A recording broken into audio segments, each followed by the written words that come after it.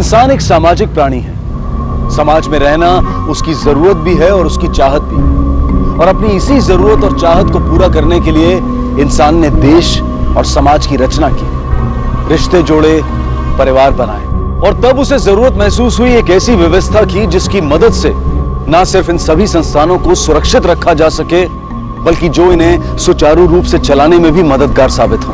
और इसी जरूरत को पूरा करने के लिए उसने कुछ कानून बनाए, सामाजिक उत्तरदायित्व तय किए गए और परिवार और रिश्तों को बांधे और बनाए रखने के लिए कुछ अलिखित नैतिक दायरे तय किए गए, जो आज भी हमारे इन संस्थानों को व्यवस्थित और सुचारू रूप से चलाने की अपनी जिम्मेदारी निभाते आ रहे हैं। इन नियमों से छेड़छाड़ या फिर इन नैतिक दायरों को तोड़ने या पार करने की कोशिश के क्या दुष्परिणाम होते हैं, यही हम देखेंगे हमारे आज के इस केस में।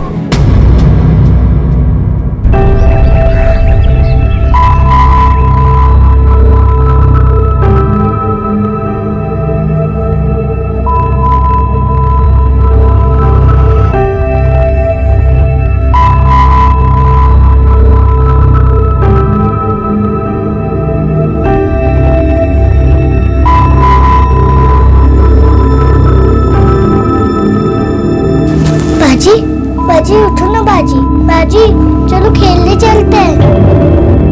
बाजी उठो ना बाजी। अम्मी देखो ना, अम्मी देखो ना, बाजी उठी नहीं रही। मायरा उठ बच्ची, देख ना गुड़िया क्या कह रही है। अमीरा, अमीरा उठ बच्ची, क्या हुआ तुझे? कुछ बोलते क्यों नहीं अमीरा? अमीरा, अमीरा! दादा, बड़ी अम्मी, अमीरा बाजी को कुछ हो गया, वो उठी नहीं रही। क्या कह रही है? अमीरा, अमीरा बच्ची उठ, क्या हुआ? देखिए ना अम्मी, अमीरा कुछ बोल नहीं रही है, उठ भी नहीं रही है। अमीरा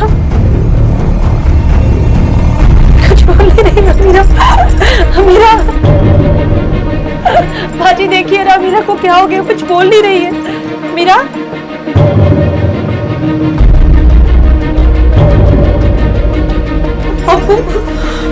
अमीरा,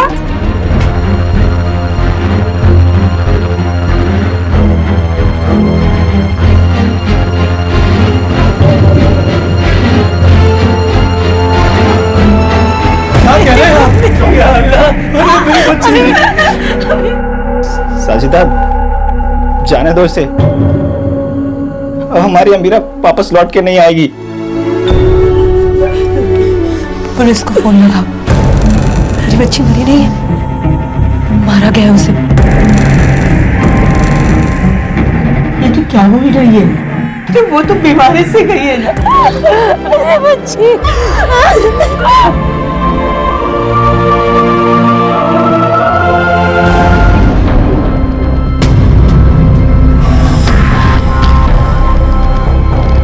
साहब, साहब चलिए मेरे साथ। साहब क्या हुआ?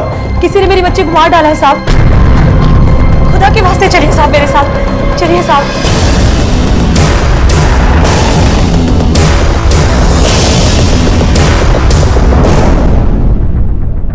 साजिदा, इनका कहना है कि इनकी बच्ची को मारा है किसी ने। क्या कह रहे हैं साहब आप? साहब, इसने अपनी बच्ची को खोया है, इसलिए थोड़ा सदमे से पगला गई है, कुछ भी बोल रही है साहब। आप यकीन कीजिए, डॉक्टर ने पर्चे पे लिख के भी दिया है। बेटा वो पर्चा दिखाओ डॉक्टर। जी अब्बू।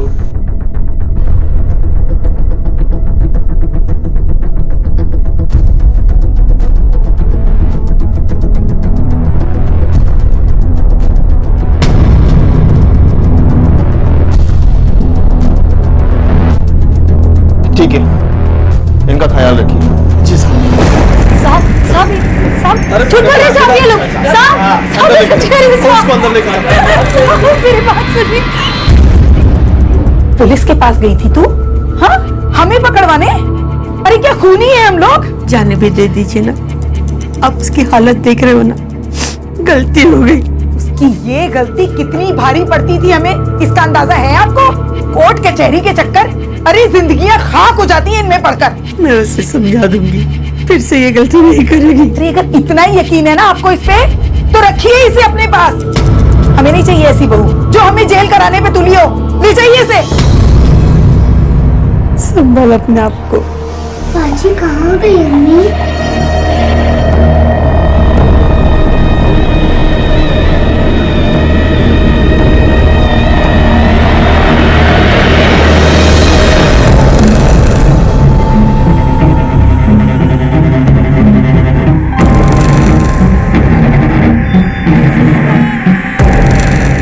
मैं बस इतना चाहती है कि घर पे से किसी ने मारा है उसको। साहब वो खुद नहीं मरी है, उसका खून किया गया है। आप इतना यकीन से कैसे कह सकती हैं? क्या वो बीमार नहीं थी? थी साहब बीमार वो, तेज बुखार था सिर्फ उसको, और कल रात को तो वो भी उतर गया था। रात भर जाकर उसके माथे पर ठंडी पट्टियां रख रही थी मैं।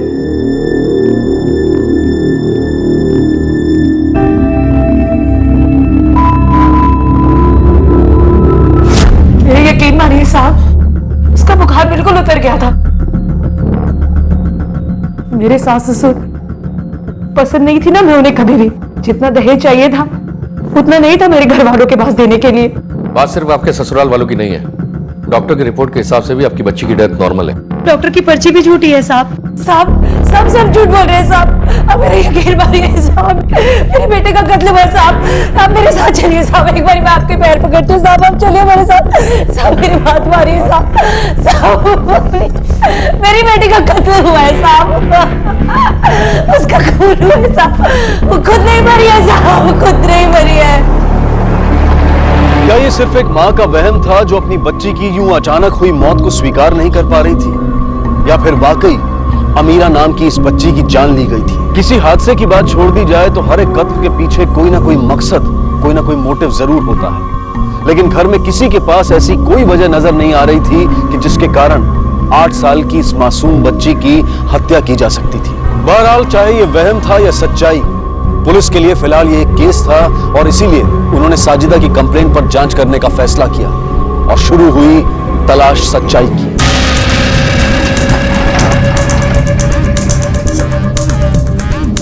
साहब, आज से पहले तो साजिदा से हमें कोई परेशानी थी ना, हम लोगों ने कभी साजिदा को परेशान किया। पता नहीं वो ये सब क्यों कर रही है, अल्लाह जाने इस उम्र में वो हमें क्यों जलील करना चाहती है। जान लगाए पड़ी थी वो अमीरा का ख्याल रखने में। उसे पूरा यकीन था कि वो एकदम ठीक हो जाएगी, और हमें भी था, पर ऐसा नहीं हुआ। वो कुछ ज्यादा ही जज्बाती हो गई है, इसलिए मान नहीं पा रही है सच्चाई को। लेकिन आपकी बहू तो यकीन से कह रही है कि अमीरा को मारा गया है, कोई तो वजह होगी। सबसे ज्यादा पढ़ी लिखी थी वो घर में, इसीलिए सबसे ज्यादा दिमाग चलाती थी। जिधर नहीं चलाना होता उधर भी चलाती, वरना 8 साल की थी अमीरा।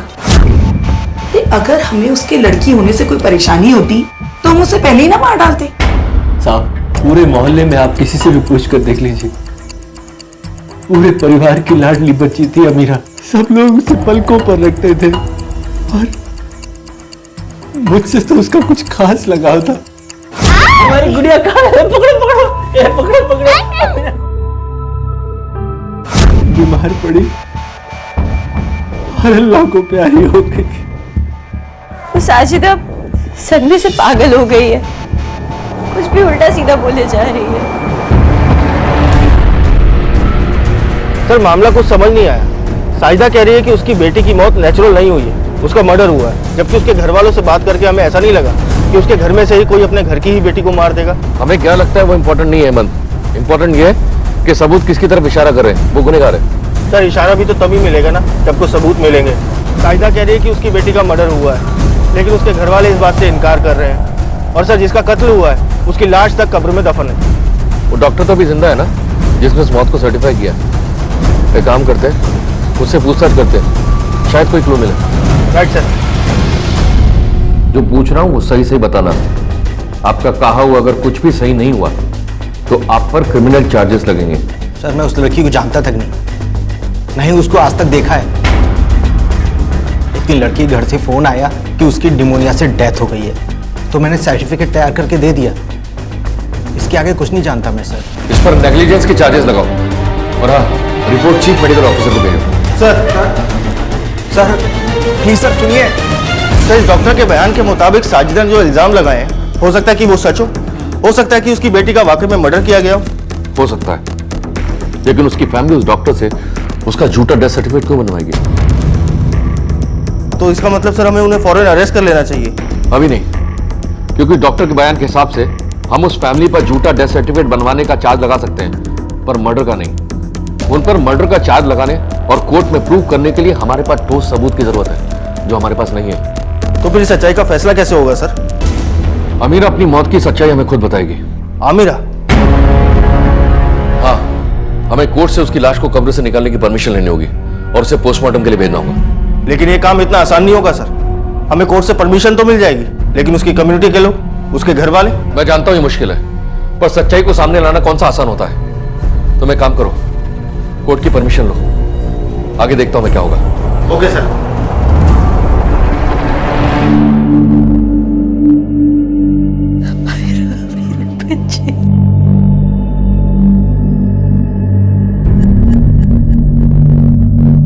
बड़े अब्बू, हमें बहुत रो रही हैं, आप चल के चुप कराओ ना उन्हें। ठीक है, हम चलते हैं तुम्हारे साथ, हम समझाते हैं। हाँ? चलो। साजिदा,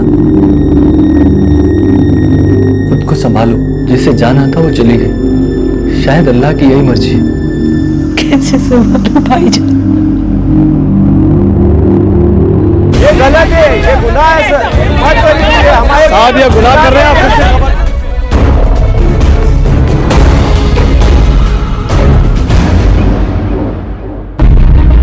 पड़ गई ठंडक तेरे कलेजे को। अरे किस तरह की औरत है तू साजिदा? कैसी माँ है तू? जिस माँ की कोख उजड़ जाती है ना, उसे ना दीन का होश होता ना दुनिया की परवाह होती। और तू हमसे दुश्मनी निकालने के लिए तूने अपनी बच्ची की मौत को इस्तेमाल किया। पहले तूने उसकी मौत को कत्ल बना के हंगामा मचा दिया, उसके बाद पुलिस स्टेशन में रिपोर्ट लिखवाकर हमारे मुंह पे कालक पोत दी, और उससे भी तेरा पेट नहीं भरा।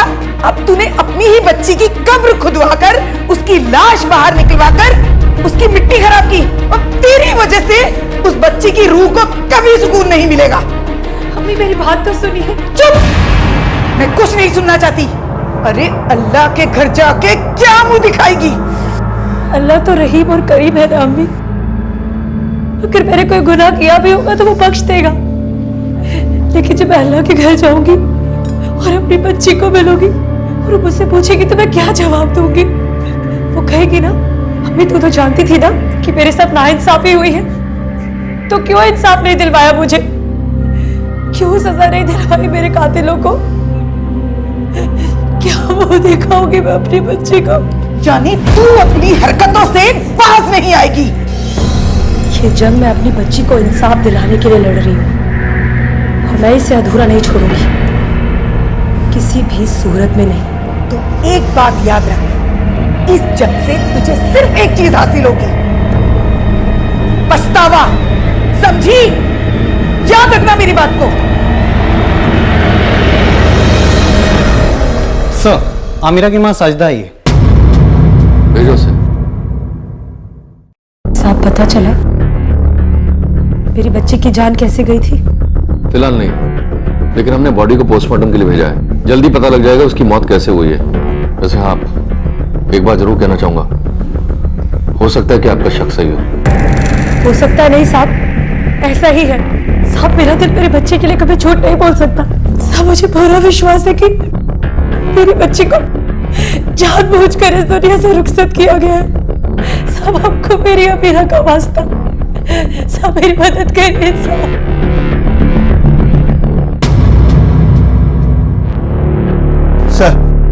सर, अमीरा की पोस्टमार्टम रिपोर्ट, मौत दम घुटने की वजह से हुई है। मामला कत्ल का है सर।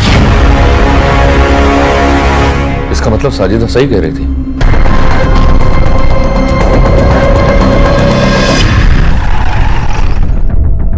साजिदा कहाँ है? कहाँ है साजिदा? कोई बताएगा? साहब, साजिदा और गुड़िया कल रात से गायब है। गायब हो गए मतलब? साहब कल रात को दोनों घर पे ही थे। सुबह उठकर देखा तो घर में दिखाई नहीं पड़े। हमने आसपास में ढूंढा भी, पर वो हमें मिली नहीं। तुम्हें नहीं मिले ना, लेकिन हम उन्हें ढूंढ ही निकालेंगे। क्या है ना, कत्ल और झूठ ये ज्यादा दिन नहीं छुपते, एक ना एक दिन सामने आ ही जाते। मतलब ये कि अमीरा की मौत नेचुरल डेथ नहीं, किसी ने उसका कत्ल किया है। मुझे साजिदा और बच्ची की फोटो चाहिए। मैं फोटो लेकर आता हूँ।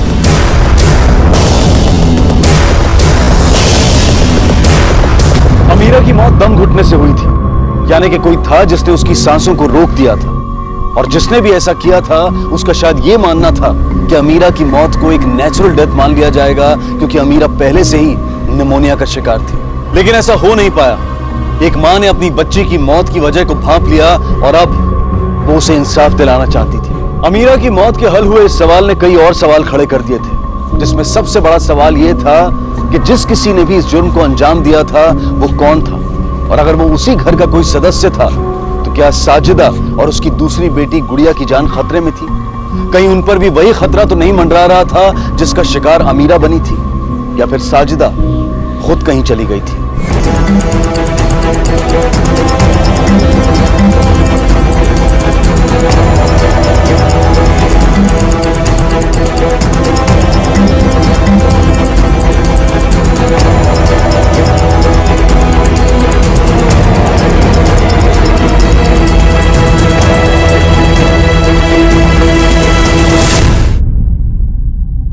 अल्लाह हमारा गवाह है साहब, हमने कुछ नहीं किया। और अगर उस बच्ची के साथ वाकई वो हुआ है जो आप बता रहे हैं, तो इस बारे में आपको साजिदा से बात करनी चाहिए। साहब, हम अपने परिवार की इज्जत की खातिर पहले आपको कुछ नहीं बता पाए, लेकिन साजिदा जरा भी अच्छी मां नहीं थी। वो अपनी दोनों बेटियों से जरा भी प्यार नहीं करती थी। अम्मी अम्मी अम्मी अम्मी मुझे खाना दो ना, मुझे बहुत भूख लगी है। क्या है अमीरा, एक मिनट भी तो मुझे सुकून से नहीं बैठने दे सकती ना? रसोई में क्या ताला पड़ा है? भूख लगी है, भूख लगी है, खुद से खाना नहीं ले सकती? छोटी सी बच्ची है क्या तुम? चल जा यहाँ से। उनसे ऐसे पेश आती थी जैसे वो दोनों बोझ हो उस पर। साहब, हो सकता है कि साजिदा ने ही अमीरा को मारा हो, और अभी तो गुड़िया भी उसके साथ है। साहब, आप जल्दी उसे ढूंढ लीजिए, कहीं ऐसा ना हो कि वो गुड़िया को भी कुछ कर दे। शुरू से ही गुस्सा बहुत तेज था उसका, छोटी छोटी सी बात पर भड़क जाती थी। किसी और को कुछ बोलते नहीं बनता था तो उन मासूम बच्चों पर अपना सारा गुबार निकालती थी। हाय अल्लाह, कितनी जोर की लगा है मुझे, दिखाई नहीं देता तुझे? अंधी है क्या? दिन भर बॉल के साथ खेलती रहती है, कभी किताब भी उठा लिया कर हाथ में। औरों की तरह तूने क्या जाहिल बनना है? एक बारों की खींच के तेरे मुंह पे। क्या कर रही हो? बच्ची है वो, बच्चे नहीं खेलेंगे तो कौन खेलेगा? इस तरह क्यों डांट रही हो? बाजी, बच्ची बच्ची बोलकर ही आप लोगों ने सिर पे चढ़ा रखा है इन लोगों को, और आपको क्या पता कि बच्चों को कैसे संभाला जाता है? ठीक तो मैं ही करूंगी इन्हें। चल तू भी अंदर।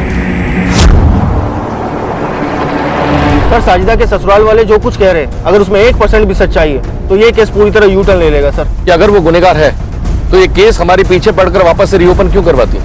सर, ये गुत्थी तो सुलझने की बजाय उलझती जा रही है। वक्त आने पर सुलझ भी जाएगी। मुझे लगता है किसी भी नतीजे पर पहुंचने से पहले हमें साजिदा के माँ बाप से बात करनी चाहिए। Right sir. नहीं, ये बिल्कुल झूठ है। वो अपने दोनों बच्चों से बहुत प्यार करती थी, कभी उनके साथ कुछ गलत नहीं कर सकती। गलत तो वो लोग कर रहे थे उसके साथ, शादी के पहले दिन से उसे परेशान कर रहे थे। अम्मी, आपने मुझे किस घर में भेज दिया है?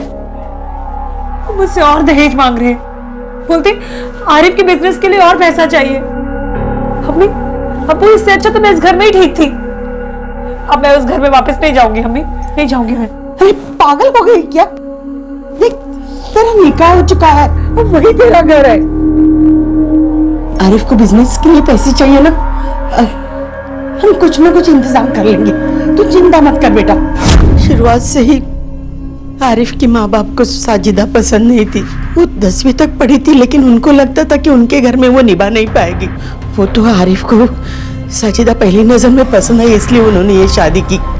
मुझे तो लगता है साजिदा और गुड़िया के साथ उन्होंने वही गलत किया होगा जो आमिरा के साथ किया था।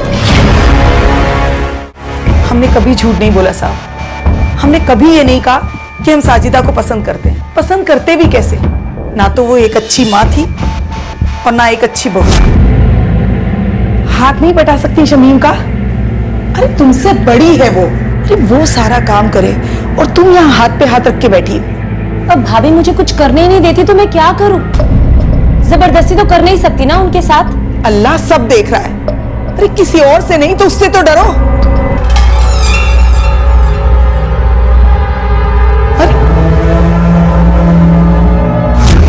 जिस रात अमीरा की मौत हुई उस रात आप लोग कहाँ थे? यहीं थे साहब, अपने घर में। अपने कमरे में सो रहे थे।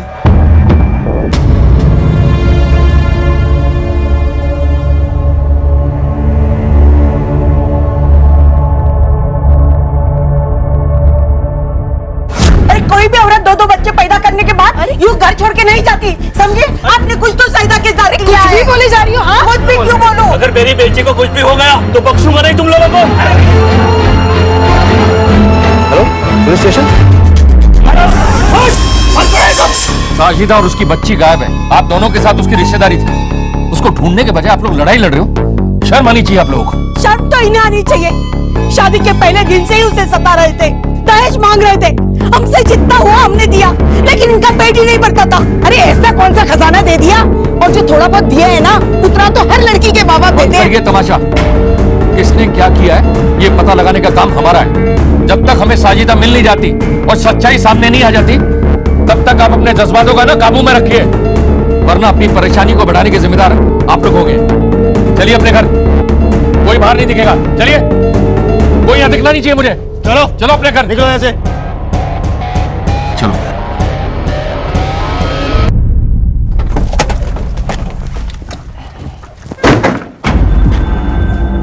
क्या हुआ सर? क्या सोच रहे हैं? मैं सोच रहा हूँ कि हमारा नजरिया कहीं एक तरफा तो नहीं है। मतलब? ये सही है कि अमीरा के कत्ल का सच साजिदा ने हमारे सामने जाहिर किया था और इस वक्त भी वो गुड़िया को लेकर गायब है। अगर वाकई में उसके घर वालों ने उसके साथ कुछ गलत किया होता तो वो हमारे पास आती जैसे पहले आई। कहीं ऐसा तो नहीं कि सबके पीछे उसका हाथ हो? सर अगर ऐसा हुआ होता तो फिर वो अमीरा के कत्ल की बात क्यों करती? इसके अलावा उस डॉक्टर ने भी अपने बयान में यही कहा है कि उसके घर वालों के कहने पर ही उसने वो पर्चा यानी कि टेम्परेरी डेथ सर्टिफिकेट बनाया था। लेकिन ऐसा भी तो हो सकता है कि उसके घर वालों को वाकई लगा हो कि उस बच्ची की मौत किसी बीमारी की वजह से हुई हो और उन्होंने डॉक्टर से सर्टिफिकेट मांगा हो। तो गलती उनकी कहाँ है? उल्टा डॉक्टर की है जिसने बगैर चेक किए वो सर्टिफिकेट बना दिया। चलिए सर, एक बार को मान भी लिया जाए कि साजिदा ने अपनी बेटी अमीरा का कत्ल किया था, लेकिन इसके पीछे मोटिव क्या है? हो सकता है कि उसके ससुराल वाले उसे परेशान कर रहे हो और उसके चलते साजिदा ने बदला लेने के लिए प्लान बनाया हो कि अपने सास ससुर को एक मर्डर कॉन्स्पिरेसी में फंसाकर जेल भिजवा दिया जाए। सर आरिफ और साजिदा की मैरिड लाइफ कुछ खास अच्छी नहीं चल रही थी। हो सकता है इसी वजह से साजिदा का किसी के साथ अफेयर चल रहा हो, जिसके चलते उसने अपनी बेटी को मारा और हमारी नजरों में ससुराल वालों को कत्ल का जिम्मेदार ठहराकर अपने प्रेमी के साथ गायब हो गई, ताकि हमें ये लगे कि उसके गायब होने के पीछे भी उसके ससुराल वालों का हाथ है, जिससे कि उसका मकसद और बदला दोनों पूरा हो जाते हैं। हो सकता है, पर इसमें से कौन सी थ्योरी सही है ये तय करने के लिए पहले हमें साजिदा की जिंदगी के साथ साथ उसके घर वालों की जिंदगी को भी बड़ी बारीकी से टटोलना होगा। केस अब एक नया मोड़ ले चुका था। अब तक शिकार नजर आ रही साजिदा का नाम भी सस्पेक्ट्स की लिस्ट में शामिल हो चुका था, लेकिन पुलिस के एड़ी चोटी का जोर लगाने के बावजूद उसका कुछ पता नहीं चल रहा था। पुलिस या अपने माँ बाप के पास जाने का रास्ता साजिदा के पास अब भी खुला था, लेकिन उसने ये रास्ता नहीं चुना और अपनी बेटी को लेकर गायब हो गई। साफ था कि कुछ तो ऐसी बात थी जिसे वो छिपाना चाहती थी। मतलब ये कि साजिदा अपनी बच्ची की मौत को कत्ल बताती है और अपने ससुराल वालों पर इल्जाम लगाकर खुद फरार हो गई है। हमने साजिदा को बहुत ढूंढा, अब भी ढूंढ रहे, लेकिन उसका कुछ पता नहीं चला। मतलब साफ है, या तो वो खुद सामने नहीं आ रही या फिर उसने अपनी बच्ची अमीरा का मर्डर किया है।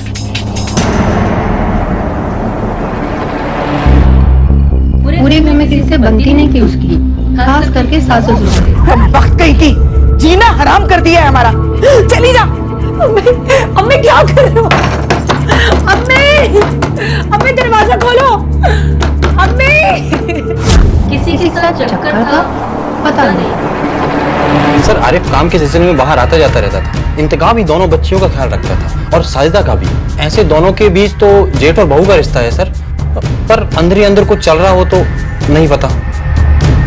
इंतकाम बहुत अच्छा आदमी है, हालांकि उसके अपने बच्चे तो हैं नहीं, इसीलिए साजिदा की दोनों बच्चियों को ही वो अपनी बच्चियां मानता था।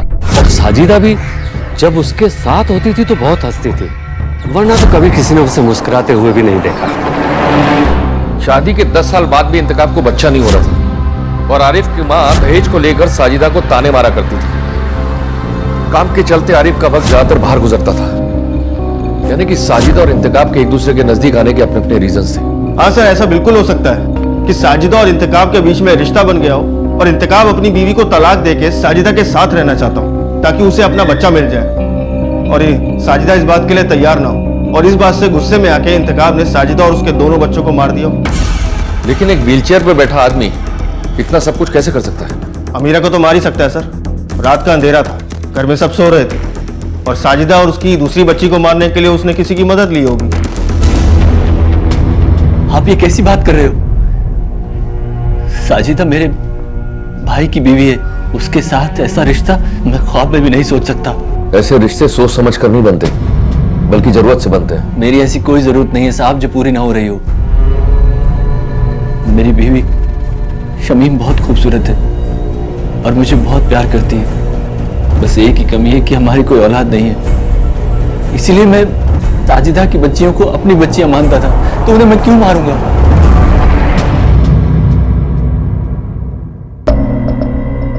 अम्मी मैं कर देती हूँ। ये बू कहाँ से आ रही है इतनी गंदी? आ तो मुझे भी रही है, शायद किसी ने पीछे कचरा जलाया होगा। ये कचरा जलने की बू नहीं है, तो इधर से आ रही है।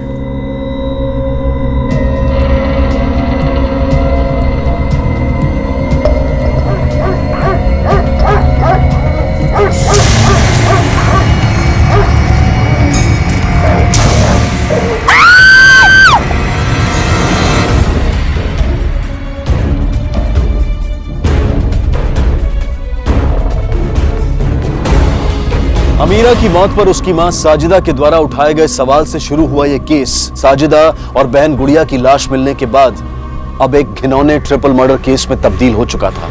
अमीरा की लाश को कब्र से निकलवाकर किए गए पोस्टमार्टम से पुलिस को पता चल चुका था कि अपनी बेटी की मौत को लेकर साजिदा का शक बेवजह नहीं था।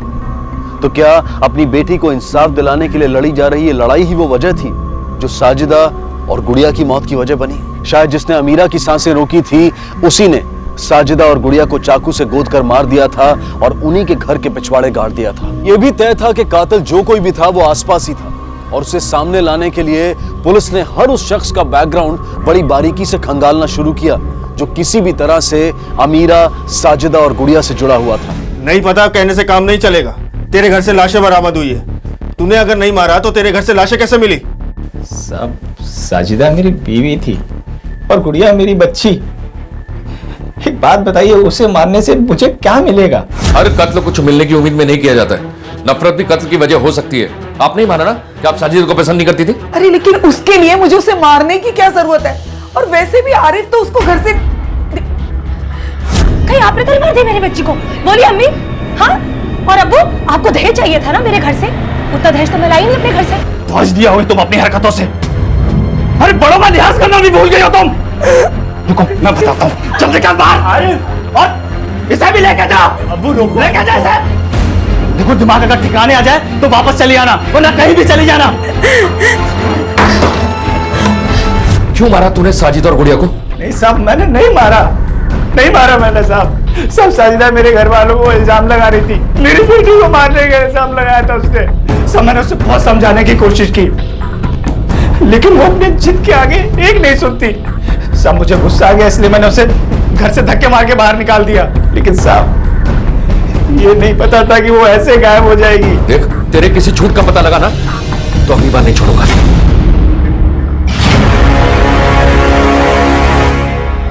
तकलीफ तो होती होगी ना तुम्हें कि तुम साजिदा से बड़ी हो और मां नहीं बन पा रही थी और वो दो बच्चों की मां बन चुकी थी। थोड़ी तकलीफ तो होती थी साहब, लेकिन अल्लाह की मर्जी को तो मानना पड़ता है। होना तो ऐसा ही चाहिए, लेकिन ऐसा होता नहीं है। जी मतलब कि कुछ लोग अल्लाह की मर्जी को नहीं मानते और उसके खिलाफ जाने की कोशिश करता है, जैसा कि तुमने किया होगा साजिदा, अमीरा और गुड़िया को मारकर। नहीं साहब, ये सच नहीं है, बल्कि अमीरा और गुड़िया की वजह से मेरा जो मां ना बन पाने का दुख है वो कम हो जाता था। साजिदा से भी ज्यादा उन दोनों से मैं और इंतखाब मोहब्बत करते थे और साजिदा ने भी कभी उन्हें हमारे पास आने से नहीं रोका, ना ही तो मुझे कभी इस बात का एहसास होने दिया कि मैं मां नहीं बन सकती। तो मैं क्यों मारूंगी उन्हें? क्या मिलेगा मुझे साहब? वैसे भी ऐसा नहीं है कि मैं मां नहीं बन सकती। डॉक्टरों का कहना है कि मैं अभी भी मां बन सकती हूँ।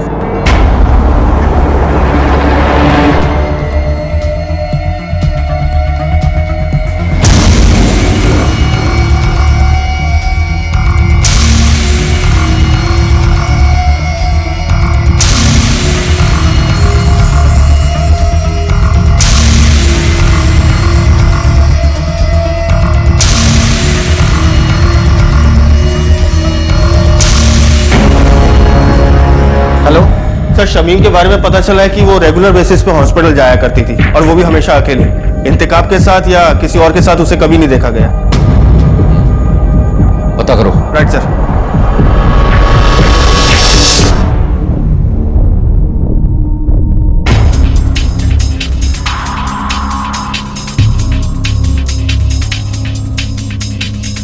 Shamim Ansari, wife of Intekhab Ansari, regular basis पे आपके पास आती है। अभी थोड़ी देर पहले भी आई थी।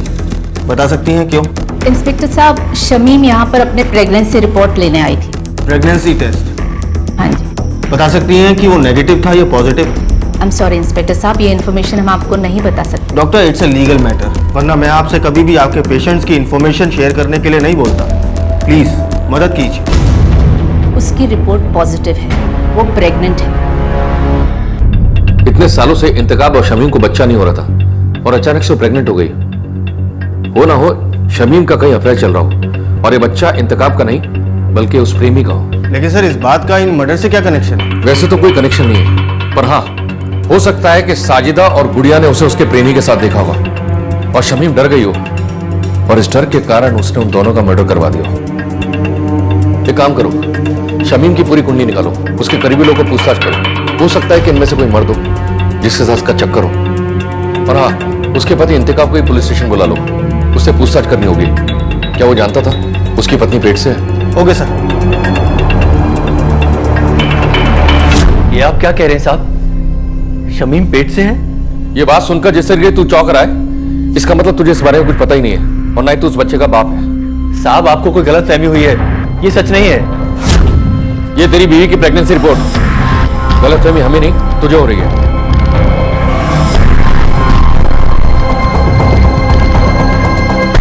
नहीं साहब, ये मेरा बच्चा नहीं है, ये मेरा बच्चा नहीं है साहब। शमीम का किसी के साथ कोई चक्कर या कोई रिश्ता? मुझे इस बारे में कुछ नहीं पता साहब। शमीम, क्या ये? क्या ये? इतने वक्त से हमारे बीच कोई संबंध नहीं हुआ है, मैंने तुम्हें छुआ तक नहीं है, तुम मां कैसे बन सकती हो? सच सच बताओ मुझे, किसका बच्चा है ये? किसके साथ तुम्हारा चक्कर चल रहा है? किसके साथ मुंह काला किया? बोलो। कैसी बातें कर रहे हैं आप? मेरा किसी के साथ कोई चक्कर नहीं चल रहा है। मैंने आज तक आपके अलावा किसी और की ओर देखा तक नहीं है। बेवकूफ समझती हो मुझे? बोलो किसका बच्चा है, बोलो। दिमाग खराब हो गया है आपका।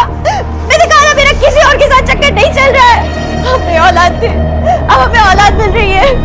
क्यों तमाशा कर रहे हैं? आपको खुश होना चाहिए। तमाशा मैं कर रहा हूँ? तमाशा तुमने मेरा बना दिया है। सर, ये अंसारी परिवार के सारे कॉल रिकॉर्ड्स हैं। सर, इसमें कुछ खास तो नहीं मिला, लेकिन पिछले 3 महीने से एक लैंडलाइन नंबर पर शमीम अक्सर बात किया करती थी। सर, किसी इनफर्टिलिटी क्लिनिक का नंबर है। आपका कहना है आपके ट्रीटमेंट की वजह से शमीम प्रेग्नेंट हुई है? जी सर, उनके हस्बैंड में कोई कमी नहीं थी, लेकिन शमीम ही प्रेगनेंसी बेयर नहीं कर पा रही थी। तकरीबन 3 महीने तक हमारे यहाँ ट्रीटमेंट चला उनका और अब उसकी वजह से वो प्रेग्नेंट हुई। करीब कितना खर्चा है इलाज के लिए? तकरीबन 2 लाख रुपए तक। सर, इसका मतलब शमीम का किसी के साथ अफेयर नहीं था, बल्कि उसके प्रेगनेंसी की वजह उसका आईवीएफ ट्रीटमेंट है। हाँ, ये तो सही है, लेकिन आईवीएफ ट्रीटमेंट के लिए उसके पास 2 लाख रुपए आया कहाँ से? एक काम करो, अंसारी फैमिली का अकाउंट डिटेल्स पूरा निकालो। सर। शमीम अब ठीक है, लेकिन पेट में लगी चोट की वजह से बहुत खून बह गया और उसका बच्चा नहीं रहा।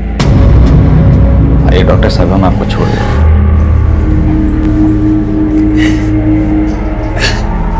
क्या किया तूने? क्या किया?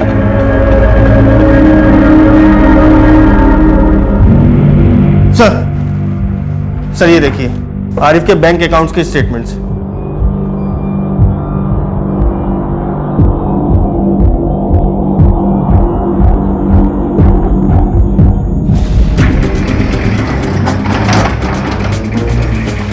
अरे इंस्पेक्टर साहब, आप यहाँ? इंस्पेक्टर साहब, क्या हुआ साहब? अरे साहब, अरे शमीम, हम तुम्हें साजिदा, अमीरा और गुड़िया के कत्ल के जुर्म में गिरफ्तार करने आए। क्या कह रहे हैं साहब आप ये बात? मैंने किसी का खून नहीं किया, किसी को नहीं मारा। अच्छा, तो आईवीएफ ट्रीटमेंट के लिए तुम्हारे पास 2 लाख रुपए कहाँ से आए? 2 लाख? क्या? ले चलो इसे। मैं बता दूं। सबको बाहर लेकर जाओ।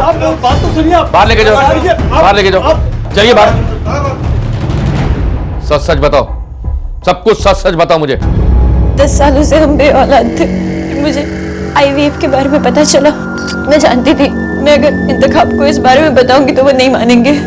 एक दिन अचानक मुझे एक कॉल आया। आप मुझे 2 लाख? कहीं मजाक तो नहीं ना? लेकिन वो मजाक नहीं था। मुझे वाकई 2 लाख रुपए मिल सकते थे IVF ट्रीटमेंट के लिए, लेकिन एक शर्त पर। मेरे होश उड़ गए थे। मुझे फैसला उसी वक्त लेना था। मैं किसी भी कीमत पर मां बनना चाहती थी। मुझे मंजूर है, मैं साजिदा को मार डालूंगी। लेकिन अमीरा न जाने कैसे वहां आ गई और उसने सब सुन लिया। और उसके बाद तुमने साजिदा और उसकी बच्ची को। साहब मैं सच कह रही हूँ, उन्हें मैंने नहीं मारा। आरिफ ने उन्हें घर से निकाल दिया था। जब वो घर पर ही नहीं थे तो मैं उन्हें मारती कैसे? तो फिर तुम्हें साजिदा को मारने का ऑफर किसने दिया? किसका फोन आया था? हाँ, मैंने ही कहा था शमीम को साजिदा को मारने के लिए। पर क्यों? क्योंकि मैं प्यार करती हूँ आरिफ से। आरिफ? शादी करना चाहते थे हम दोनों, लेकिन साजिदा के रहते ये मुमकिन नहीं था। तुझे पहले से पता था कि नहीं? मुझे पहले ही पता था साहब। वो 2 लाख रुपए उसे मैंने दिए थे शमीम भाभी को देने के लिए। लेकिन शमीम का तो कहना है कि ना उसने साजिदा को मारा है और ना ही गुड़िया को। सही कह रही हो, उसने साजिदा को नहीं मारा और ना ही गुड़िया को। फिर किसने मारा साजिदा को? आरिफ ने तो साजिदा को घर से बाहर निकाल दिया था। फिर कब और कहां मारा? उस रात जब मैं साजिदा को ढूंढने निकला। मैं नहीं जाऊंगी घर वापस अब। अरे चलो अब नाराज मत हो। नहीं, मुझे नहीं जाना वापस। अरे बाबा माफी मांग रहा हूँ, चलो। तुम्हें पता है तुम्हारे बगैर नहीं रह सकता हूं मैं।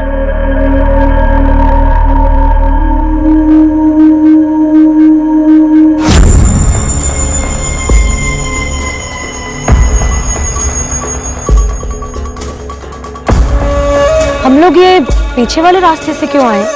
अरे तुम्हें पता है ना, आगे के रास्ते से जाएंगे तो सब लोग जग जाएंगे। और अम्मी को जानती हो क्या जवाब दोगी? उन्हें कौन समझाएगा? तुम भी नहीं समझा सकती, 100 सवाल करेंगी तुमसे। और फिर तूने साजिदा और अपनी छोटी बेटी को मार दिया, उनकी लाश को वहीं दफना दिया। नहीं साहब, नहीं साहब, मैंने नहीं साहब, मैंने नहीं। वो उसने। अब सड़ो पूरी जिंदगी यहाँ। किसी भी रिश्ते में बंधे 2 लोगों के बीच आपसी समझ और प्यार का खत्म हो जाना दुर्भाग्यपूर्ण तो है, लेकिन अस्वाभाविक बिल्कुल नहीं। हर इंसान को यह पूरा हक है कि अगर उसे लगता है कि वो उस रिश्ते को और नहीं चला सकता है तो वो उससे बाहर निकल आए, और हमारा कानून और समाज भी इसे स्वीकृति देता है। साजिदा से रिश्ता तोड़ने के लिए आरिफ ने जो तरीका अपनाया और आरिफ से रिश्ता जोड़ने के लिए वाहिदा जिस हद तक नीचे गिरी, उसकी दूसरी मिसाल ढूंढ पाना बहुत मुश्किल है। लेकिन यहाँ इस बात का जवाब ढूंढना भी बहुत जरूरी है कि इस रास्ते पर चलने का ख्याल उन दोनों के मन में आया कैसे। जवाब है हमारा बदलता सामाजिक परिवेश, एक सोच जो इंसान को सिर्फ अपने बारे में, अपनी खुशी के बारे में सोचने की सलाह देती है। और जब इंसान सिर्फ अपनी खुशी के बारे में सोचता है तो वो दूसरों के दुख दर्द और तकलीफों को महसूस करने की क्षमता भी खो बैठता है, और नतीजा इस तरह की घटनाएं हमारे सामने आती हैं। पर यह भी सच है कि आज के इस दौर में अपने साथ साथ दूसरों के बारे में, दूसरों की खुशियों के बारे में सोचना थोड़ा मुश्किल है। लेकिन हमें यह भी समझना होगा कि यही वो नियम है जिस पर हमारा समाज टिका है, हमारा परिवार बना है। और अगर हम चाहते हैं कि हमारे समाज में इस तरह की घटनाएं ना हो और परिवार नाम की ये संस्था बनी रहे, बची रहे, तो हमें इस मुश्किल को उठाना होगा। देखते हैं हमारे आज के एपिसोड की दूसरी।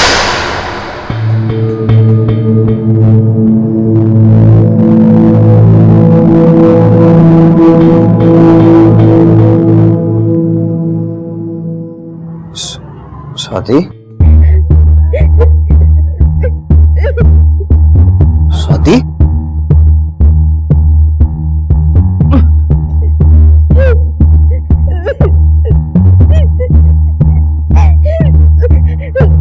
स्वाति, तुम रोकी काय झाले? दादा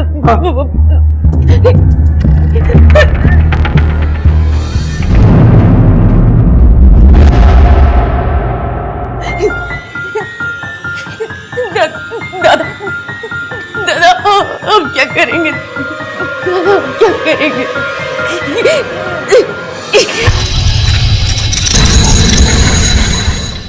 नमस्कार, आदाब। क्राइम पेट्रोल डायल 100 में आप सबका स्वागत है। आजादी और बंधन के बीच की जंग सदियों पुरानी है। क्या होता है जब एक व्यक्ति की आजादी दूसरे को खलने लगती है, और इसी आजादी को मिटाने की कोशिश में लोग अक्सर हिंसा और जुर्म का रास्ता अपना लेते हैं। आज की कहानी इंसानी रिश्तों की उन जटिलताओं को बयां करती है जो दिलो दिमाग को झकझोर कर रख देती हैं। आखिर स्वाति और उसके भाई ने ऐसा क्या देखा था, क्यों घबराए हुए थे वो इतने?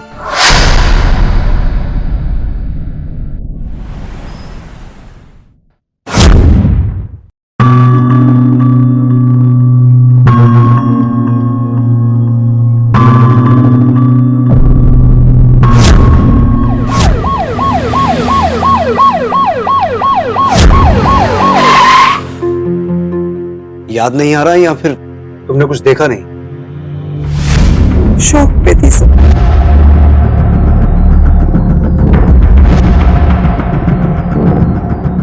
और तुम्हारे कपड़े, I mean, किसी ने तुम्हारे साथ जबरदस्ती करने की कोशिश की? बोलो कविता, कहीं किसी ने तुम्हारे साथ कुछ? नहीं सर, जब तक होश था तब तक कुछ भी नहीं हुआ था। जब मैं बेहोश हो गई तो पता नहीं। रिलैक्स कविता, हमने तुम्हारे कुछ टेस्ट किए हैं जिसकी रिपोर्ट आने के बाद ही कंफर्म हो पाएगा कि तुम्हारे साथ रेप हुआ है या नहीं। वैसे कविता, इतनी रात को तुम वहां क्या कर रही थी? सर मैं ऑफिस से आ रही थी, कॉल सेंटर में काम करती हूँ, नाइट शिफ्ट थी मेरी। किसी पर शक है तुम्हें? कविता, किसी पर शक है तो बताओ हमें। पापा। क्या पागल हो गई है क्या तू? एक मिनट मैडम, बोलने दीजिए उसे। हाँ ऑफिसर, मुझे पापा पे शक है। He hates me, नफरत करते वो मुझसे। और उस दिन रात को जब मैंने फोन किया। कौन? वो मैं कविता। पापा वो ना, एक्चुअली मेरी स्कूटी खराब हो गई थी रास्ते में, मुझे ना बहुत डर लग रहा है। क्या आप आ सकते हैं? वो मैं ना मिल्क फैक्ट्री से बस थोड़ी सी आगे हूँ। डर लग रहा है अभी कि बार अगर दोबारा फोन किया ना, उधर ही आके गला घोट दूंगा तेरा। वैसे भी मैंने तो कहा ही था ना कि वो मुझे मार देंगे, है ना? सिर्फ पापा जानते थे कि मैं उस वक्त कहाँ पे थी। कविता ने संदेह भी जताया तो अपने ही पिता पर। किसी पर शक है तुम्हें? मुझे पापा पे शक है। यह तो जाहिर था कि कविता और उसके पिता के बीच में अनबन थी, लेकिन क्या वाकई में कोई पिता इस हद तक गिर सकता है, या फिर असल में कविता की एक चाल थी अपने पिता को झूठे इल्जाम में फंसाने की? कविता की मेडिकल जांच से यह बात भी सामने आई कि उसे बुरी तरह से पीटा तो गया था, लेकिन उसके साथ किसी भी प्रकार की कोई जोर जबरदस्ती नहीं की गई थी। सर मैं क्यों हमला करूंगा और उसे मारकर खुद अपनी इज्जत क्यों उछालूंगा? सर उसका दिमाग खराब हो गया है, जो मन में आता है बोलती जाती। अच्छा, अपनी इज्जत की बड़ी परवाह है तुम्हें? तुम्हारी बेटी के साथ इतना सब हो गया, उसके बारे में कुछ नहीं? और तुम उसे हॉस्पिटल में मिलने तक नहीं आए? मैं क्यों जाऊं सर उसे देखने, जिसे अपनी ही पड़ी? सर मैं तो जानता था कि उसके साथ एक दिन ऐसा ही होना है। हुआ ना? होना ही था मतलब? छोटे छोटे कपड़े पहन के रोज रात को बाहर घूमना, लड़कों के साथ घूमती थी सर, और वो पता नहीं कहाँ कॉल सेंटर में काम करने जाती थी। और मुझे तो भरोसा ही नहीं है कि वो कॉल सेंटर जाती है कि नहीं। जो कुछ हुआ ना, अच्छा ही हुआ उसके साथ। कहीं ऐसा तो नहीं कि अपनी बेटी को सबक सिखाने के चक्कर में तुमने उस पर हमला किया, क्योंकि सिर्फ तुम्हें पता था कि वो कहाँ है? सर अपना सब काम छोड़ के उसके पीछे क्यों जाऊंगा मैं? तुम कल रात कहाँ थे? घर पे ही था सर। ठीक है, जा सकते हो। इसके फोन रिकॉर्ड्स निकलवाओ और इसके फोन की लोकेशन ट्रेस करके ये देखो कि जिस वक्त कविता पे हमला हुआ ये कहां था। Okay sir.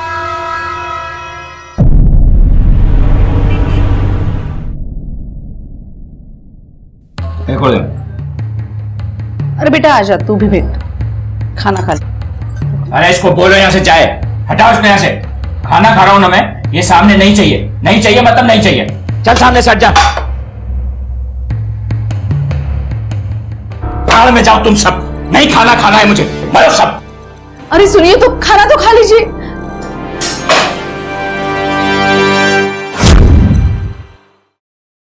सर, कविता के बाप राजीव जोशी के फोन रिकॉर्ड। सर रिकॉर्ड के हिसाब से जिस वक्त कविता पर हमला हुआ राजीव का फोन घर पर ही था। हो सकता है अपना फोन जानबूझकर घर पे छोड़ के गया हो। लेकिन सर बीबी और बेटे के हिसाब से उस दिन राजीव घर पर ही था। ये भी तो हो सकता है राणे कि उन दोनों के सोने के बाद गया हो सकता है सर मुझे लगता है कि कविता नफरत के चलते अपने बाप को फंसाने की कोशिश कर रही है, क्योंकि सर ऐसे कितने ही केसेस होते हैं जिसमें विक्टिम खुद अपने आप को चोट पहुंचाता। हो सकता है। फिलहाल तुम बाप पे नजर रखो और कविता जिन जिन लोगों के टच में थी उनके बारे में इंफॉर्मेशन निकालो। Okay sir.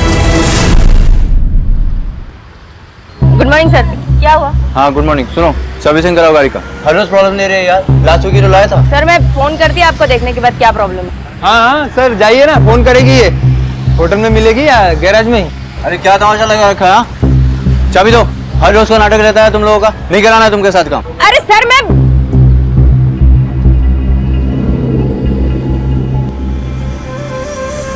मेरी दुकान अच्छी चलती है, तेरे से हजम नहीं होता ना? ना आज मैं तेरे को छोड़ेगी नहीं। रुक जा। कम से कम तुझे टच तो करने का मौका मिलेगा मुझे। बहन को टच करके दिखा, काट डालूंगा साले तेरे को। जा रे, पहले अपने पैरों पे खड़ा हो जा, उसके बाद मारने की बात कर। साला हरकत बहन के पैसों पे जीता है। भाग साला यहाँ से। हमें हरकत। दादा तू शांत हो जा। तू क्या समझाता मेरे को? समझाया था ना कि इधर अपने को ज्यादा तमाशा नहीं करने का, लफड़ा नहीं करने का। प्रॉब्लम होगा अपन लोग फंसेंगे, बोला था ना तू मेरे को। स्वाति तुम रो क्यों रहे? काय झाले?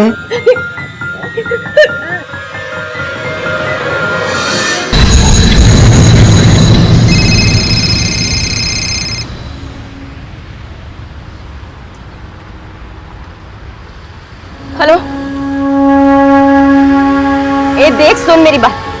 तेरी वजह से ना पहले बहुत प्रॉब्लम हो चुका है, समझा क्या? अभी तू दोबारा मेरे को फोन नहीं करेगा। चल रहा फोन। अरे लेकिन स्वाति मेरी बात तो सुन।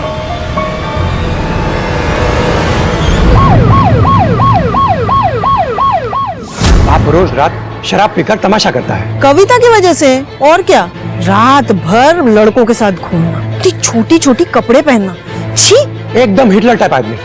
बीवी को, बच्चों को, सबको डरा के रखा है। अब बेटी बड़ी हो गई है, जॉब वॉब करने लगी है, उल्टा जवाब देती है तो झगड़े होने लगे हैं। साहब लोग तो बहुत कुछ बोलते हैं, सोसाइटी में किस घर में झगड़ा नहीं होता, और हम तो देखते सुनते रहते हैं। माँ और बेटे में ठीक है, लेकिन बाप और बेटी में बहुत झगड़ा होता है। अच्छा 9 तारीख की रात को क्या हुआ था? सब कुछ खास तो नहीं हुआ। कविता मैडम देर नाइट के लिए ड्यूटी पे गई थी। उनके पिताजी को पैग लगाने की आदत है। वहाँ देर रात तक बालकनी में रुकी हुई थी।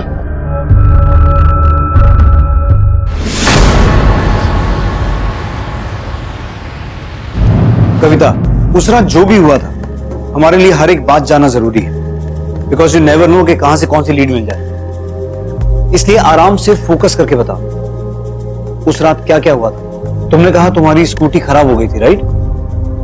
फिर क्या हुआ? मैं ऑफिस से करीब रात को 2:30 बजे निकली। मैं पाम बीच रोड पे ऑटो के लिए वेट कर रही थी। ऑटो मिल ही नहीं रहा था और मुझे थोड़ा डर भी लग रहा था, इसलिए मैंने तरुण को कॉल किया। कौन तरुण? तरुण मेरा कलीग है। मैंने उससे रिक्वेस्ट किया कि मुझे पिक करने आए, तो वो आया भी। अचानक पता नहीं क्या हो गया, वो इतनी चीप तरीके से बात कर रहा था, मेरे क्लोज आने की कोशिश कर रहा था। उसको बुरा लगा, उसकी जो ईगो है ना वो हर्ट हो गई। उसने मुझे अपनी गाड़ी से बाहर निकाल के फेंक दिया। Can you imagine sir? एक अकेली लड़की को इतनी रात को बीच रास्ते में अकेली, मुझे बहुत डर लग रहा था। मैं अपने भाई को फोन किया, उसने मेरा फोन ही नहीं उठाया। फिर मैं क्या करती? फिर मैंने स्वाति को फोन किया। स्वाति? हाँ मैं कविता। कौन है स्वाति? स्वाति वो गैरेज की ओनर है। क्या करेंगे? मैंने अपनी स्कूटी वहीं पे रिपेयर करने के लिए दी थी, वो आने ही वाली थी सो उससे पहले ही मुझ पे अटैक हो गया।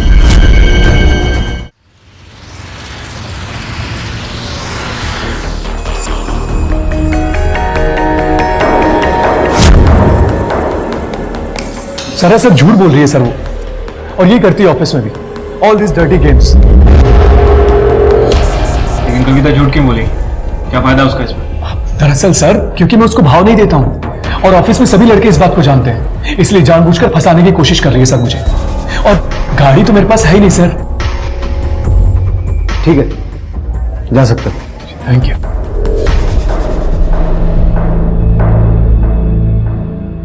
सर हो सकता है कि कविता झूठ बोल रही हो, कहानी बनाकर लोगों का अटेंशन पाना चाहती हो।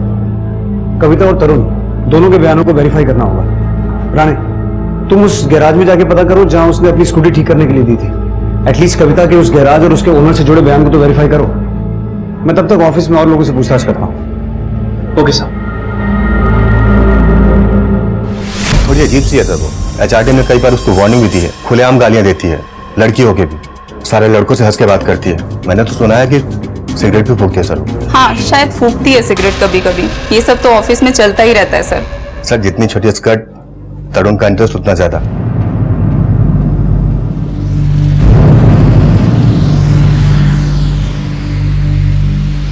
स्वाति, इधर आओ।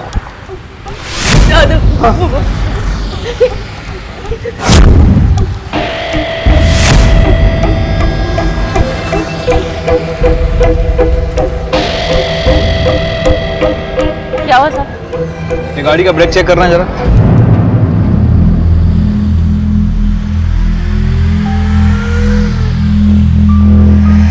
अच्छा स्वाति, किसी कविता को जानती हो तुम? हाँ जानती ना मैं उसको साहब। उसकी स्कूटी दरिज बनने आती है। अभी थोड़े दिन पहले ही चाहिए थी, बना के रखा था, फिर पता नहीं अचानक उसका फोन आया रात को कि वो किधर अटक गई है। तो तुम स्कूटी डिलीवरी करने गई? जी ना साहब। उसके बाद क्या हुआ? कुछ नहीं साहब, मैं उधर गई पर वो किधर मेरे को दिखी नहीं। फिर मैं थोड़ी देर उधर रुकी, उसको बहुत फोन लगाया, वो फोन नहीं उठाई। तो अभी कितनी देर में रुकती उधर, फिर मैं आ गई।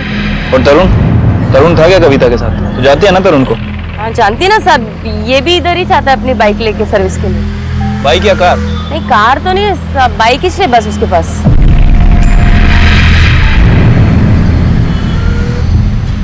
हो गई साहब। Thank you.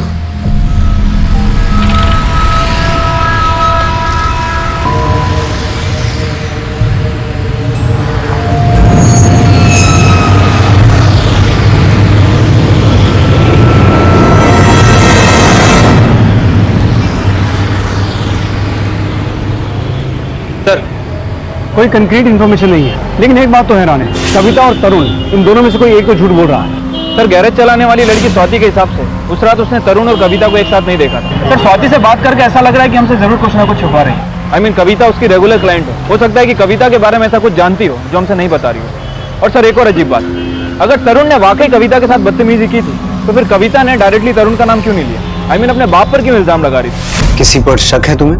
मुझे पापा पे शक है। और तरुण के बारे में उसने जब बताया जब हमने उससे पूछताछ की। राणे, तरुण की कॉल रिकॉर्ड निकालते हैं। कविता के चरित्र पर कई उंगलियां उठाई जा रही थी, लेकिन क्या उस पर लगे सारे आरोप सही थे, या फिर यह नतीजा था समाज की संकुचित सोच का, जहां एक लड़की के कपड़े उसके चरित्र का मापदंड बन जाते हैं और वहीं आमतौर पर लड़के हंसी तो फंसी जैसी गलत धारणाएं बना लेते हैं। क्या कविता समाज की इसी पाखंडी वृत्ति का शिकार थी, या फिर वाकई में उसका बर्ताव भ्रष्ट किस्म का था? कविता पर हुए हमले का मामला सुलझाने से पहले पुलिस के लिए जरूरी था कि वो कविता के चरित्र से जुड़ी गुत्थी को सुलझाएं। माँ, मेरा काजल देखा है क्या? मिल नहीं रहा। ऐसे छोटे कपड़े पहनकर तुम क्या साबित करना चाहती हो? कुछ तो शर्म किया कर। प्लीज आप अपनी बकवास बंद कीजिए। वैसे भी मुझे लेट हो रहा है, मुझे ये सब नहीं सुनना है। तो हम हो गए। इतने कपड़े भी क्यों पहन रखे तूने?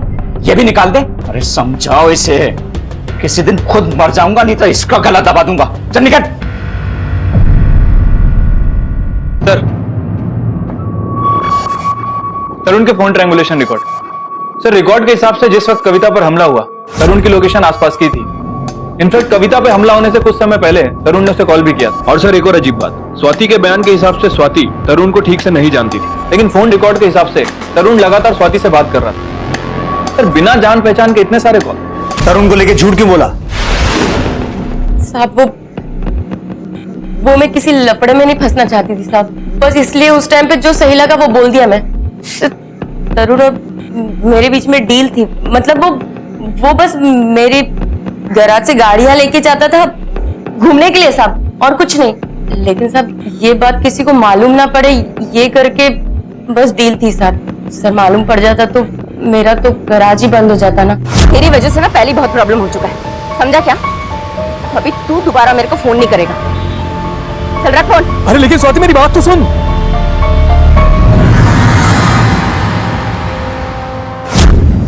प्लीज सर प्लीज देखिए मारिए मत सर, मैंने कुछ नहीं किया। अगर तूने कुछ नहीं किया तो हमसे झूठ क्यों बोला?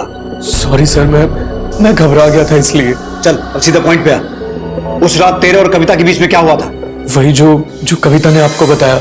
मैंने गुस्से में उसे वहीं आधी रात को सड़क पर उतार दिया और मैं चला गया वहां से। और स्वाति, उसे इतने कॉल्स क्यों किए तूने? सब तरुण मेरे को अच्छा लगता था, वो मेरी इज्जत भी करता था साहब, हंस हंस के बात करता था। लेकिन साहब मैं बहुत जल्दी समझ गई वो काहे के लिए ये सब करता था, ताकि मैं उसको अपने गैराज की गाड़ियों की चाबी देती रहूं लोगों के सामने स्टाइल मारने के लिए। साहब मैं प्यार में थी लेकिन अंधी नहीं थी। वो सिर्फ कविता को लॉन्ग ड्राइव पे ले जाने के लिए मेरे गैराज से गाड़ियां लेके जाता था साहब। तो तुम तरुण को पसंद करती थी और तरुण कविता के आगे पीछे चक्कर काटता था। तो ये कैसी बातें कर रहे हैं? मैं भला कविता पे क्यों हमला करेगी साहब? और साहब कविता तो बहुत अच्छी लड़की थी, तभी तो वो रात को जब फंसी थी मैं उसकी मदद करने गई। ये क्या कर रही है कविता? बस इनफ मॉम, बहुत हो गया ये ड्रामा। हर रोज आप लोग का एक नया ड्रामा। मैं जा रही हूँ, मुझे नहीं रहना यहाँ। पागलपन मत करो कविता, कभी तो बात को समझा करो। और इतनी रात को तुम कहाँ जाओगी? लौट कर यही आना है ना? नहीं, कहीं भी जाऊंगी, मर जाऊंगी पर यहाँ वापस नहीं आऊंगी। दम घुटता है मेरा यहाँ, समझिए आप। रोजमर्रा की जिंदगी में चुनौतियों का सामना करती स्वाति और कविता दोनों शक के कटघरे में थी। इस केस में अब आगे बढ़ने का एक ही तरीका था, इन लोगों की सच्चाई और उनके आपसी संबंधों की तह तक पहुंचना। खुद कविता के चरित्र पर उंगलियां उठा रहे थे। बहरहाल जल्द ही ये मामला कितना भयानक मोड़ लेने वाला था, इसका अंदाजा खुद पुलिस तक को नहीं था। और ये बात आप लोग हमें आज बता रहे हैं? नहीं सर, हमें तो लगा था कि 1-2 दिन में घर वापस आ जाएगी। छोटा सा ही झगड़ा था, लेकिन इसका मतलब ये नहीं कि वो हमेशा के लिए घर छोड़कर चली जाएगी। आप ठीक कह रही हैं, लेकिन हर फैमिली की बेटी पर हमला नहीं होता है। आप लोगों को ज्यादा सतर्क रहना चाहिए था। सिचुएशन इतनी सीरियस है। और एनीवेज, आप लोगों की आखिरी बार बात कब हुई उससे? उसी रात को जब वो घर छोड़कर चली गई थी। सर वो अपनी स्कूटी पे गई थी। उसका फोन ट्राई किया? सर तभी से स्विच ऑफ आ रहा है। सर प्लीज कुछ कीजिए, उसे ढूंढ लाइए। सोच सोच के ही डर लग रहा है। एक तो पहले ये सब कुछ हो चुका है और अब तो ये अचानक से नए। राणे सर, कविता की फोटो हर जगह सर्कुलेट करवाओ। हर एक पुलिस स्टेशन को अलर्ट करो। स्कूटी की डिटेल्स इनसे ले लो और कविता के मोबाइल की लास्ट लोकेशन ट्रेस करो। उसे ढूंढना बहुत जरूरी है। हो सकता है वो हमलावर उसे फिर से नुकसान पहुंचाने की कोशिश करे। ओके सर, आइए।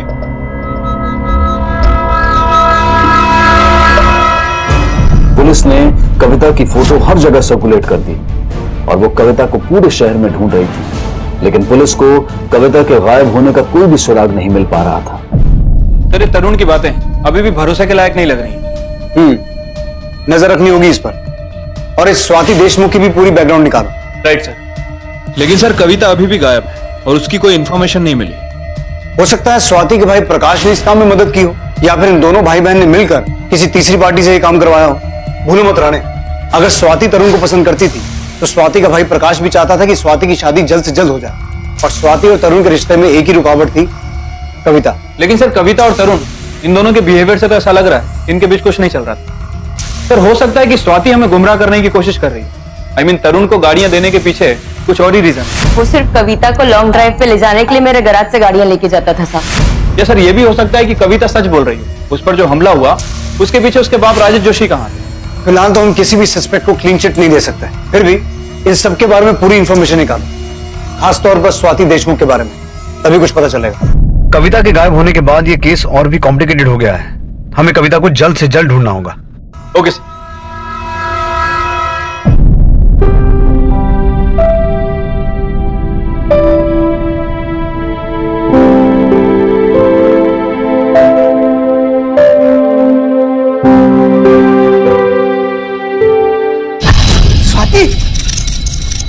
काय झालंय?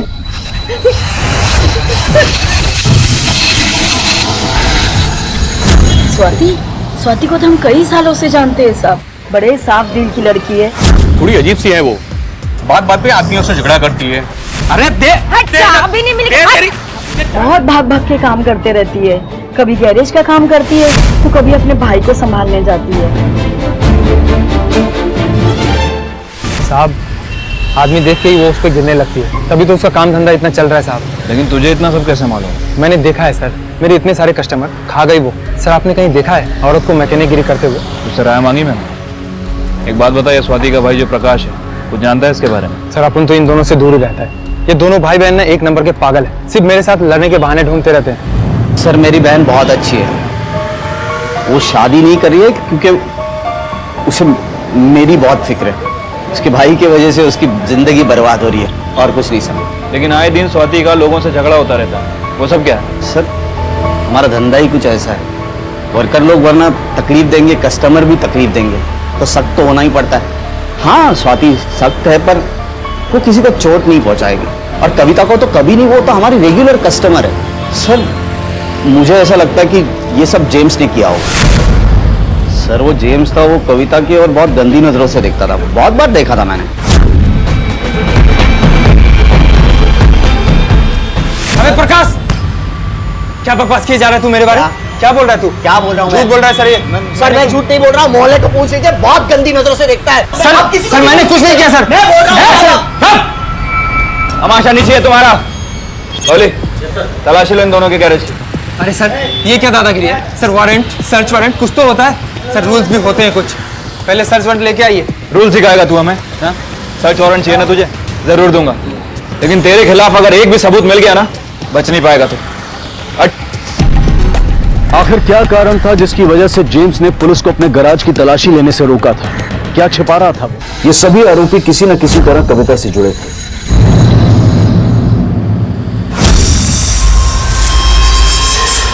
जेम्स, सर्च वारंट चाहिए था ना तुझे? ये ले। अगर लवली, तलाशी लो। अरे क्या कर रहे हैं सर? सर धंधे का टाइम है। खड़ा रहे।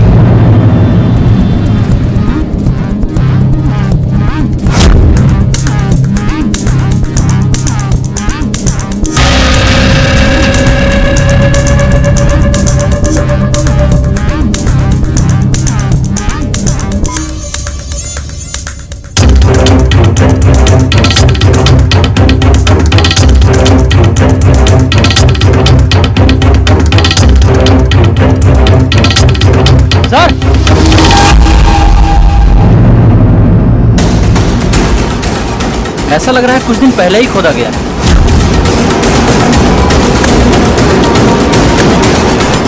एक मिनट,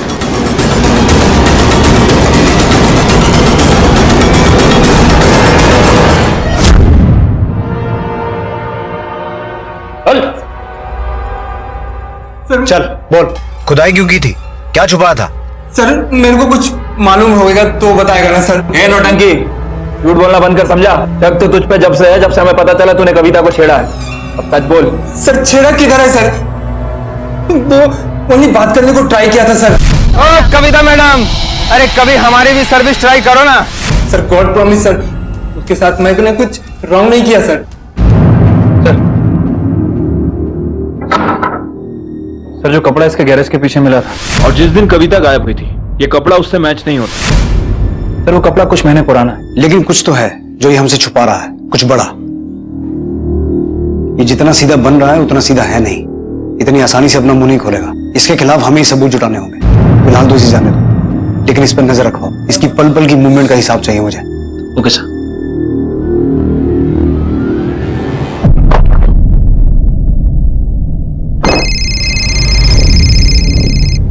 हेलो, क्या?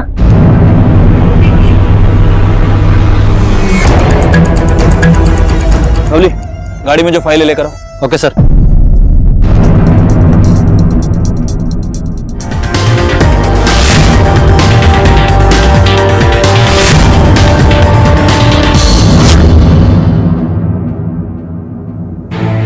सर पोस्टमार्टम रिपोर्ट के हिसाब से बॉडी किसी फीमेल की है। उम्र तकरीबन 23 से 24 साल के आसपास है और मरे हुए 6 से 7 महीने बीत चुके हैं। सर रिपोर्ट के हिसाब से उसके सर पर किसी हैवी मेटल चीज से हमला किया गया, काफी बुरी तरह से मारा गया था। और फोरेंसिक रिपोर्ट? सर आपका अंदाजा सही था। जो कपड़ा हमें गैरेज में मिला जिसके ऊपर खून के धब्बे थे, वो धब्बे इस डेड बॉडी से मैच करते हैं। इसका मतलब ये डेड बॉडी कविता की नहीं है, बल्कि किसी और लड़की की है। तुमने कहा इस विक्टिम को किसी हैवी मेटेलिक चीज से मारा गया था, तो वो मेटेलिक चीज गैराज में इस्तेमाल होने वाला रेंच या व्हील स्पैनर भी तो हो सकता है। तुझे नहीं पता तो किसे पता रे? डेड बॉडी पे जो कपड़ा है वो तेरे गैरेज में कैसे आया? बोल। सर मैंने तो फर्स्ट टाइम ही बोला था आपको कि कोई मेरे को ट्रैप करने की कोशिश कर रहा है साहब। ये मर्डर करना, बॉडी बड़ी करना, जलाने का सर, ये सब मेरे बस की बात नहीं है सर। सर मेरे को तो खून देखकर ही चक्कर आने को होता है सर। सर प्रॉमिस खा के बोलता है सर। ड्रामा बंद कर अपना। कविता कहाँ है? और जो डेड बॉडी मिली है वो किस लड़की की है? क्या इस लड़की की तरह तूने कविता को भी मारा है? 23 साल की लड़की है, 6 महीने पहले मरी है वो। बोल, किसे मारा तूने? सर मैंने किसी को नहीं मारा सर, लेकिन हाँ सर, ये 23 साल वगैरह सुन के मुझे ऐसा लगता है कि मैं जानता है सर कि वो कौन है। कौन है? सर मेरी कजन थी सर, एक कैरल डिकोस्टा।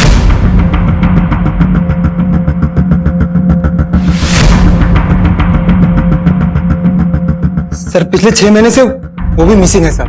सर हो सकता है ये वही हो सर। उस वक्त मैंने कंप्लेंट भी फाइल किया था सर, लेकिन कुछ पता नहीं चला साहब। राणे साहब, ये जिस लड़की की बात कर रहा है उसकी फैमिली की डिटेल लो इससे और कांटेक्ट करो उन्हें। Okay sir. कविता को गायब हुए अब 3 दिन बीत चुके थे। इस मामले की जांच के दौरान पुलिस के हाथ एक और लड़की की अधजली लाश लगी।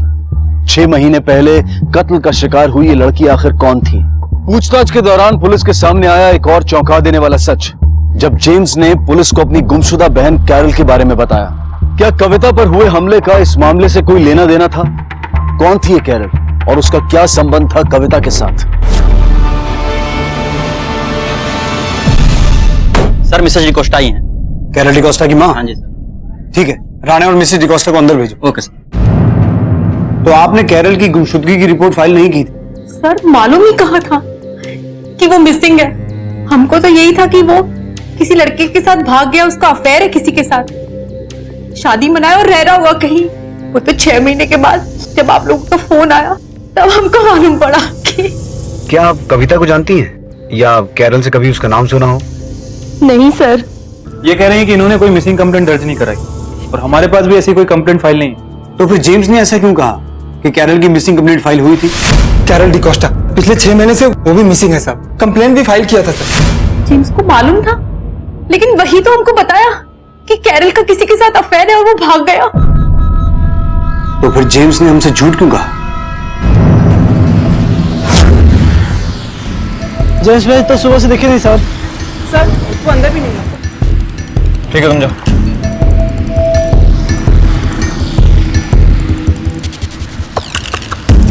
हेलो सर, मैंने जेम्स के गैरेज और घर दोनों जगह तलाशी ली, लेकिन वो कहीं नहीं मिला। डैम इट, रेड अलर्ट जारी करो उसके नाम का। और सुनो राणे, उसके गैराज में जितने भी भारी औजार हैं सबको जब्त करो। हो ना हो कैरल को मारने के लिए उनमें से किसी एक का इस्तेमाल किया गया है। उन्हें फोरेंसिक जांच के लिए भेजो। Okay sir.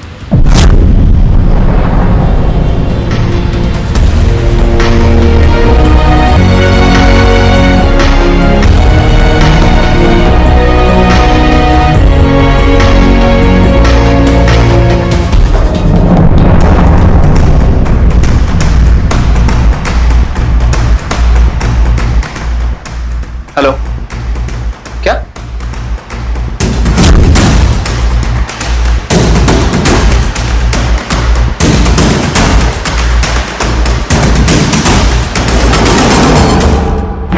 बोलिए। तो कविता की स्कूटी लग रही है। आसपास देखो कुछ मिलता है क्या?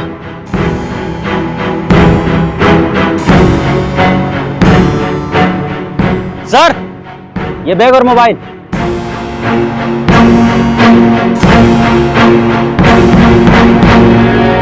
सर यहाँ ये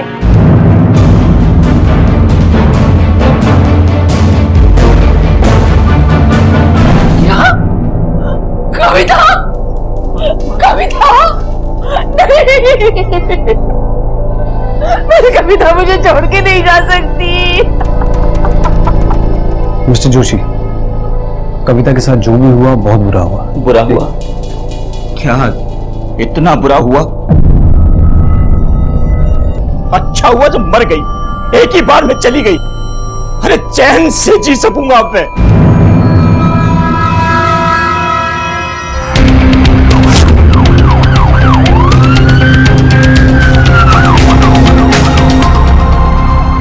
अरे गाड़ी काय को स्टॉप कर दिया यार, चल ना। आगे नाका बंदी है साहब। तो पीछे लेना, पीछे भी गाड़ी है ना। पकड़ इसको।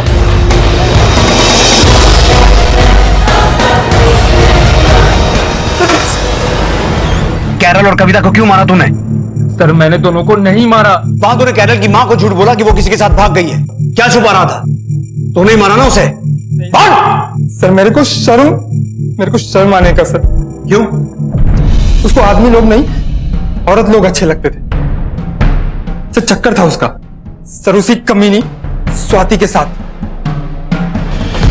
साला हलकट, साला झूठ बोल रहा है साहब। औरत को नीचा दिखाने के लिए इस हद तक गिर जाएगा मैं सोची नहीं थी। तो इसका मतलब तुम्हें कैरल की गुमशुदगी और मौत के बारे में कुछ नहीं मालूम?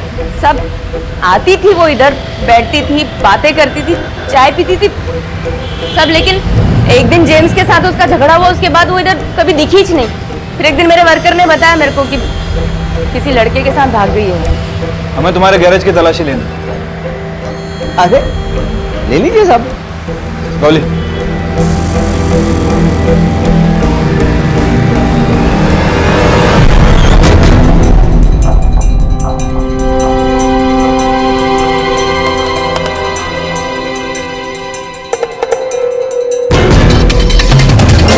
सर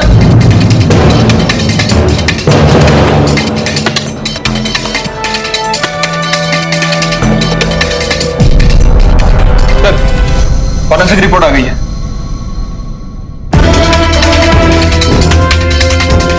लेके आओ। Okay sir.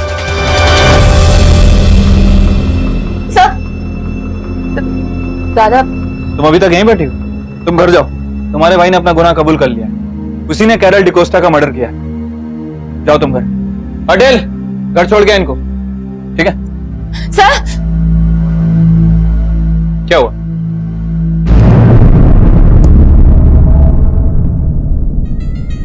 सर दादा ने कुछ भी नहीं किया, उन्होंने तो बस कैरल की बॉडी दफनाने में मेरी मदद की थी सर। तो कैरल को तुमने मारा? लेकिन गलती से, मैं उसे मारना नहीं चाहती थी सर। एक्चुअली कैरल मुझसे प्यार करती थी सर। मेरे साथ रहने के लिए वो जेम्स से लड़ रही थी और बात हाथ से निकल जाती। इससे पहले मैंने उसको समझाने की बहुत कोशिश की, लेकिन वो, मैं जानती है कि तू मेरे से प्यार करती थी, लेकिन मेरे मन में तेरे लिए कोई फीलिंग नहीं थी। सच्ची बोल रही हूँ। You bloody liar! मैं तेरे को छोड़ूंगी नहीं स्वातिया। जब आपने वो कविता के लिए छानबीन शुरू की तो हम लोग डर गए सब। हमने मौका लगते ही कैरल की बॉडी वहां से निकाली और थोड़ी दूर ले जाकर जलाने की सोची। और कविता, उसे क्यों मारा? नहीं साहब, कविता को हमने नहीं मारा। इनफैक्ट दादा और मेरा कोई हाथ है ही नहीं इसमें।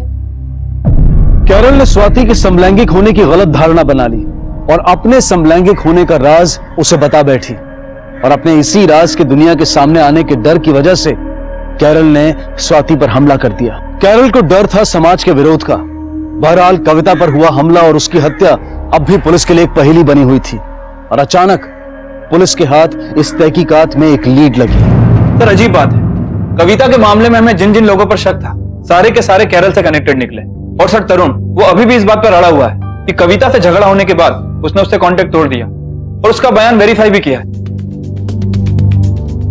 क्या हुआ सर?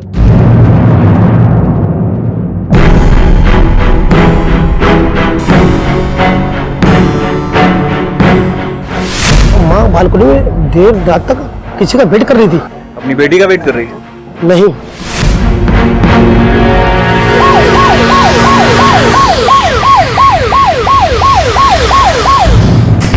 सर क्या है ये सब? आप लोगों ने तो जैसे मेरे खिलाफ, पहले आपने मुझ पे इल्जाम लगाया और फिर अब मेरे बेटे पे, और तू चुपचाप क्या खड़ी है? बोल इनसे कि हमारा बेटा ऐसा कुछ नहीं कर सकता। कुछ नहीं बोलेंगे। कुणाल जोशी, मुझे कुछ स्टूडेंट्स ने बताया था कि उसका किसी के साथ बहुत बड़ा झगड़ा हुआ था, राइट? मेरी गलती थी सर, मैं चिढ़ा रहा था उसे, वो उसकी बहन को लेकर। बहन के बारे में क्या? वो हम लोग घूम रहे थे तो एक लड़की दिखी सर, और कुणाल ने उसे छेड़ा। क्या मजा आया यार कॉलेज में। वो देख क्या माले ब्रो, ये क्या सही पीस है यार। Hey sexy, nonsense is this? अपनी बहन के साथ अपने अपनी बहन को चेक। मैंने वो बात फैला दी सर, और उस दिन से सबने कुणाल को जलाना शुरू कर दिया, और उस दिन उसे गुस्सा आया तो लड़ाई हो गई। कौन सी रात की बात है? बोलिए, दोनों वारदातों के वक्त कुणाल कहाँ था, क्या कर रहा था? घर पर नहीं था, दोनों भी बात। अरे क्या बोल रही है तू? तुझे कुछ पता भी है? मिस्टर जोशी, आप चुप रहिए, बोलने दीजिए उन्हें। कुणाल घर पर नहीं था तो कहां था? पता नहीं, लेकिन वो कविता से नाराज था। जब वो घर वापस आया तो उसके कपड़े पर खून था। और इतना सब कुछ जानते हुए भी आप चुप रही। अभी कहां है कुणाल? कहां छुपा के रखा उसे?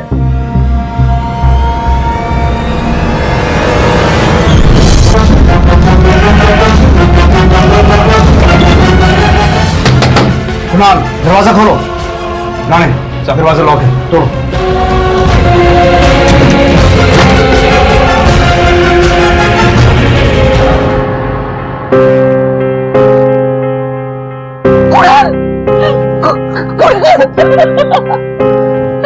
गौली, एम्बुलेंस में।